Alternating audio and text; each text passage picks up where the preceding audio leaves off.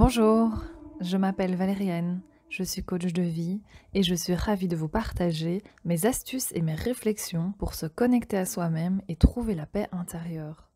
Je vous invite à me rejoindre sur mon blog valeriantheis.com. Quelle est l'importance de l'organisation de son lieu de vie et de son lieu de travail ? Ce podcast a pour but de vous apporter plus d'informations sur la manière dont je perçois le coaching.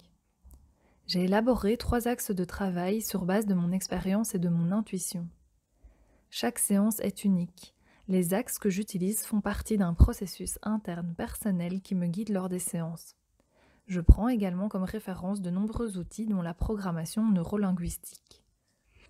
Un intérieur désencombré et accueillant permet à notre soi d'en être tout autant. Dans le premier axe, je parlais de l'accueil et l'exploration de soi. Notre lieu de vie et de travail sont des aspects tout aussi importants pour y parvenir.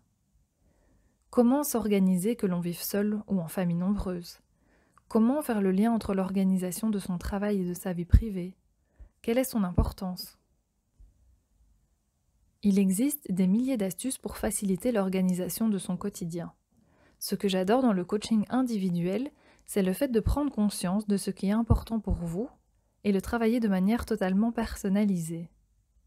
Se vider la tête et devenir serein apporte également du mouvement dans sa propre organisation quotidienne. Cela provoque aussi un mouvement et une légèreté au bureau et à la maison. Trouver les astuces qui vous conviennent vont vous alléger au quotidien. De manière intuitive, j'ai toujours mis du mouvement dans mon espace de vie et de travail. J'ai ensuite suivi quelques formations qui m'ont encore plus motivée et réconfortée dans ce que je faisais déjà. Ma façon de procéder pour cet axe est le même que le premier, apprendre à se connaître. Les séances s'élaborent sur base d'un objectif et d'une guidance pour trouver les réponses en vous-même. Nous sommes quelquefois réticents au changement. Le coaching permet d'explorer à quel besoin cette réticence fait référence. Une fois connaissance de ce besoin, nous avons une nouvelle information pour la direction du chemin à emprunter. Cet axe permet aussi de s'ouvrir à la créativité, à de nouvelles idées et une autre vision des choses. Il comprend à la fois un aspect physique et un aspect psychique. Se sentir libre et serein passe aussi par la vision que l'on a du monde et de ce qui se trouve devant nous. S'organiser permet un gain de temps très précieux. Il arrive qu'une part de nous veuille nous protéger en comblant le temps que l'on a devant soi ou en accumulant des affaires inutiles. Lorsque cette protection prend de la place en nous-mêmes, on ne sait plus s'arrêter de penser ou de travailler. De plus, de nombreux objets inutiles comblent les espaces et les tiroirs à la maison et au bureau. Il se peut également que l'on arrive moins bien à se concentrer, que l'on oublie des choses à faire ou des rendez-vous. Et c'est ok.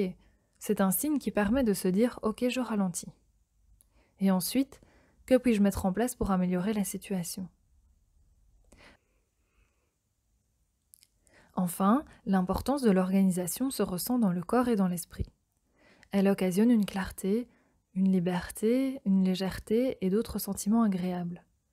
Le but ultime du coaching est de pouvoir amener le mouvement vers ce qui vous correspond en vous connectant à votre cœur afin de vous sentir serein. Avez-vous envie de recevoir les informations pratiques sur le déroulement du coaching avec moi ? Je vous invite, dans ce cas, à me joindre sur la page contact de mon blog. Merci pour votre écoute et à bientôt!